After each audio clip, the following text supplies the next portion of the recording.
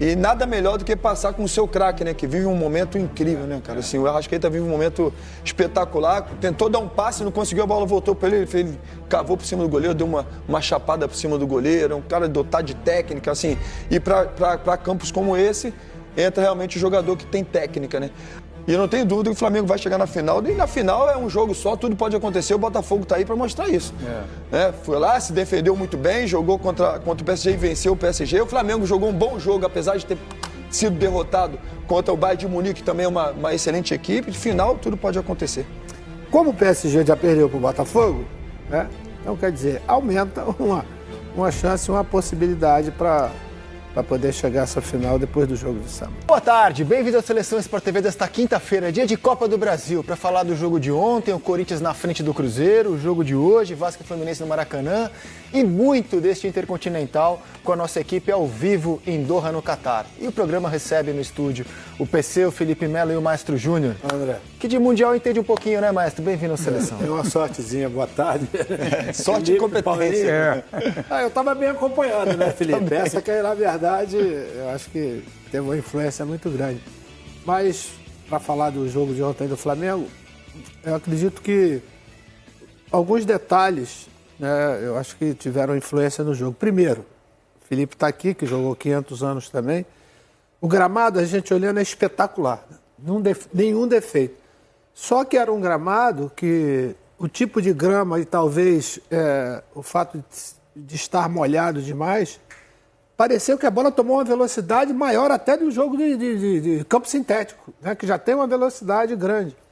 Então, alguns jogadores, né, tiveram uma certa dificuldade, principalmente na parte técnica, né, no domínio, a bola fugindo, né, ela no chão, claro. O passe, ela sempre um pouco mais na frente.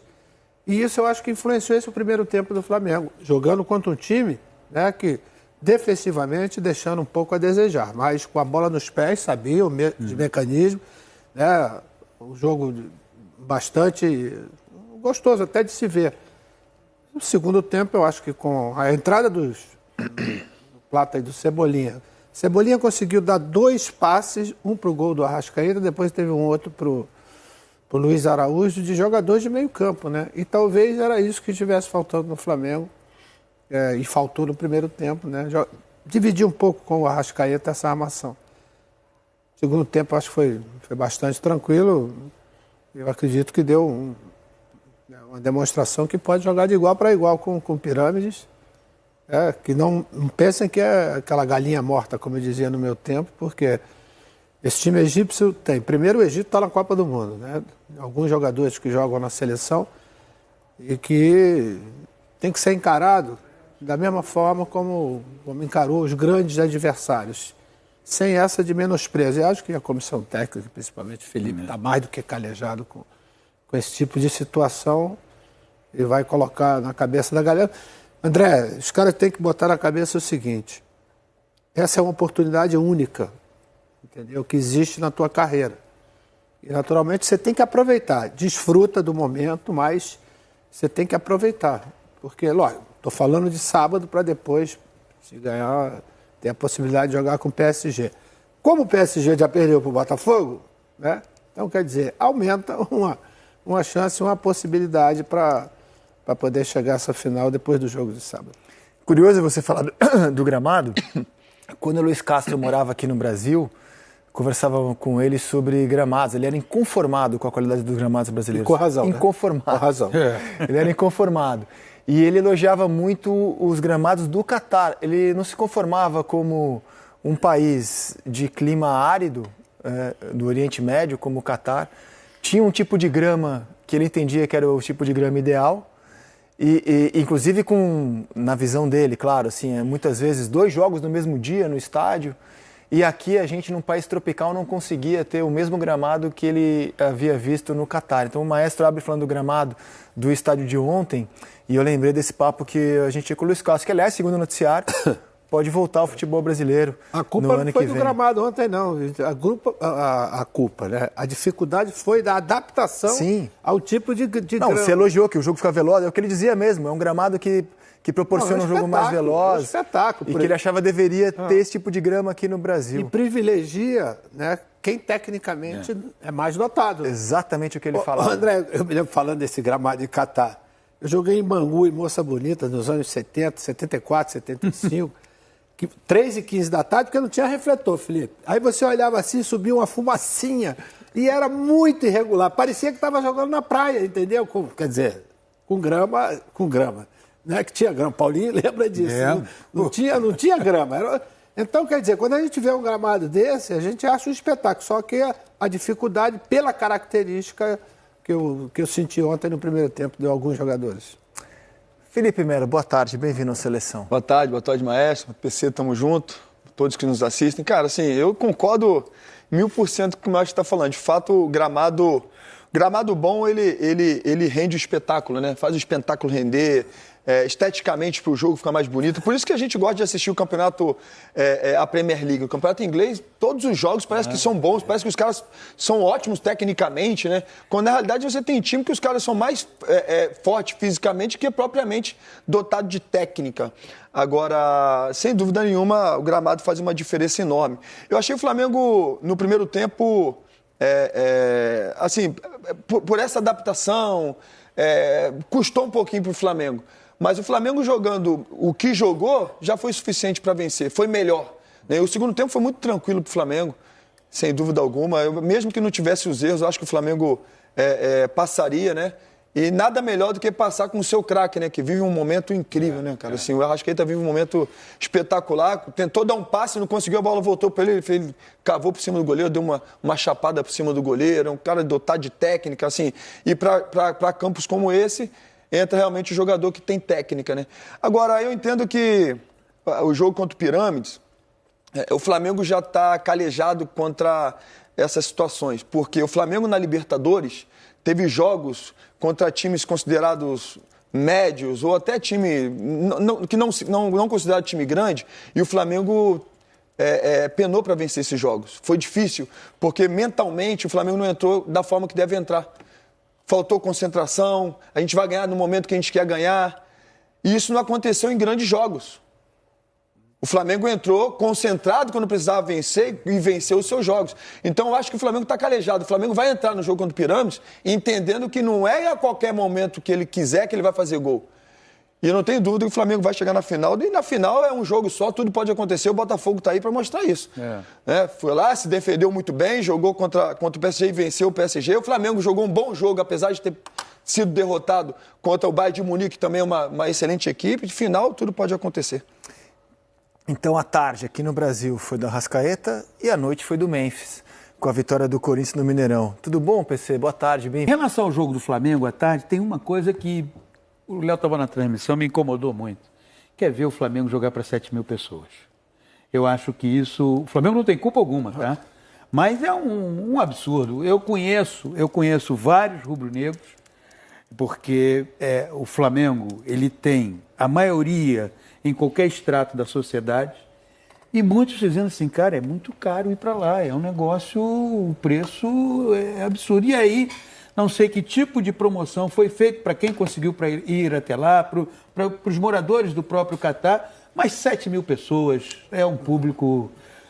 Mas isso é um erro de avaliação da própria competição, né, Paulinho? Exato, o Flamengo não tem nada a ver com isso, é bom deixar claro. Eu vi um comentário, e no comentário foi assim, o problema é da FIFA. E é de fato. Exato, eu concordo nisso.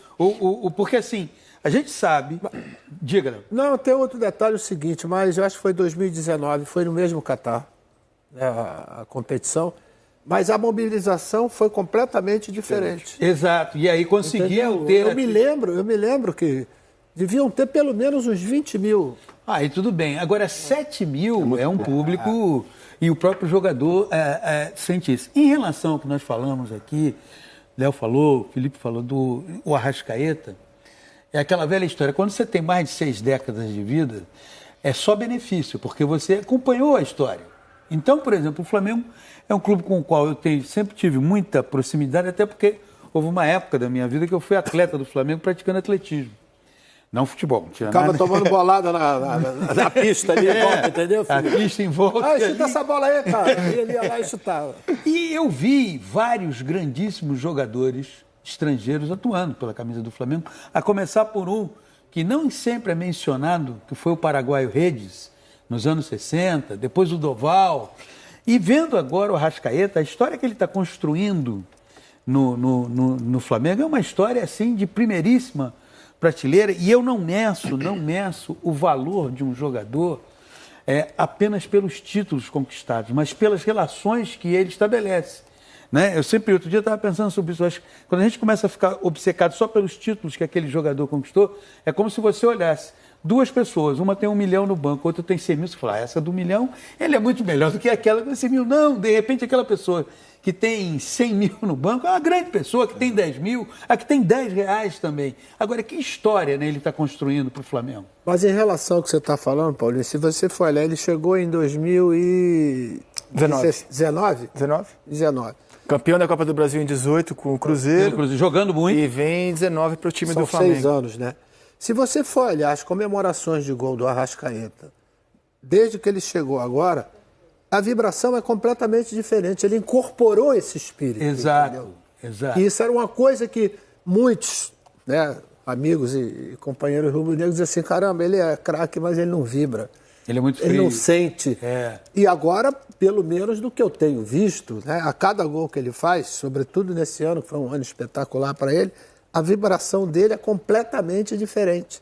Né? E isso que o cara encarnou, o cara incorporou, por exemplo, o espírito do próprio clube. Né? E um outro que eu acho que também encarna, aí saindo do Flamengo e indo para o Corinthians, eu acho que o Memphis, embora muitas críticas sejam feitas...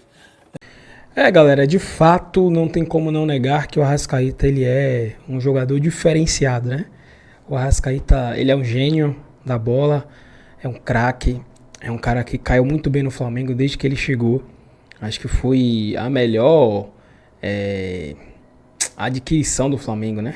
O Flamengo adquiriu um jogador que, cara, talvez nem tivesse a proporção do que ele poderia se tornar quando contrata ele, né? Tira do Cruzeiro e ele vai pro Flamengo, né? Lá em 19 já se falava muito do ano espetacular que ele fez, mas de lá pra cá ele conquistou tanta coisa, né? Ele conquistou mais Libertadores, mais Campeonato Brasileiro, Copa do Brasil, Supercopa, Recopa, enfim, Carioca, tudo, né? Só não conquistou o Mundial ainda. Que, se passar do Pirâmides, vai ter essa chance, né, de conquistar o Intercontinental. Mas é legal você ver jogadores, ex-jogadores como o Felipe Melo, né, cara que até pouco tempo estava jogando, estava enfrentando o próprio Arrascaeta, falando, né, o ponto de vista dele, elogiando, né, caras como o Maestro Júnior também, né, que tem muita história no futebol, falando de como eles enxergam o Arrascaeta como jogador extra classe, né, ele é diferente. O único motivo dele ter ficado no Brasil tanto tempo é que o Flamengo teve a capacidade, né, teve dinheiro para poder manter, porque ele é um cara para estar jogando em grandes clubes da Europa, né? Até porque é o natural, né? São clubes que atraem mais jogadores, são clubes que jogam Champions League. Mas, como o Flamengo é um clube extremamente rico, né? Extremamente estruturado, conseguiu manter um jogador como ele, né? E aí, pronto, ele fez a carreira dele aqui. Né? Mas ele tinha muita capacidade de mais novo, né? Ter ido para a Europa, né? Acho que isso poderia ter sido o caminho natural, mas que bom que não aconteceu. O Flamengo foi completamente aí beneficiado por tudo isso, né? Porque ele se tornou um ídolo do Flamengo, né? Para muitos ele só tá abaixo do Zico, né? E para mim também, eu enxergo ele hoje como jogador apenas pela história do que ele conquistou, né? Apenas abaixo do Zico, né? Abaixo do Zico. Acho que eu não coloco o Gabigol, não boto o Bruno Henrique, embora sejam grandiosíssimos jogadores também, né? Eu acho que o BH tá ainda acima do Gabigol também. Mas o Zico, ele é eterno, né? Por tudo que ele fez, por tudo que ele jogou. Acho que nenhum jogador vai chegar aos pés do Zico, né? Pelo que ele representou o Flamengo. Mas o Arrascaeta, ele tá assim, cara, tirando o Zico, ele é o maior jogador aí da história do Flamengo, com toda certeza. E ele continua jogando, viu? Continua jogando. Se ele conquistar mais coisa, acho que daqui a um tempo muitos vão até comparar ele com o Zico, viu? Porque ele tá conseguindo conquistar muita coisa, né? O Zico conseguiu conquistar o Mundial, coisa que ele não conseguiu ainda. Mas se ele conseguir, acho que muita gente vai até começar a equiparar ele, né? Equiparar ele com o Zico. O que eu acho que mesmo que ele conquiste tudo isso, eu não colocaria mais. É muito questionável isso aí, né? Acho que tem briga, né, pra quem tiver opiniões aí, em minha opinião não, mas pra quem talvez enxergue, pode enxergar dessa forma, certo? Mas é isso aí, galera. Esse foi o vídeo, tamo junto e até o próximo.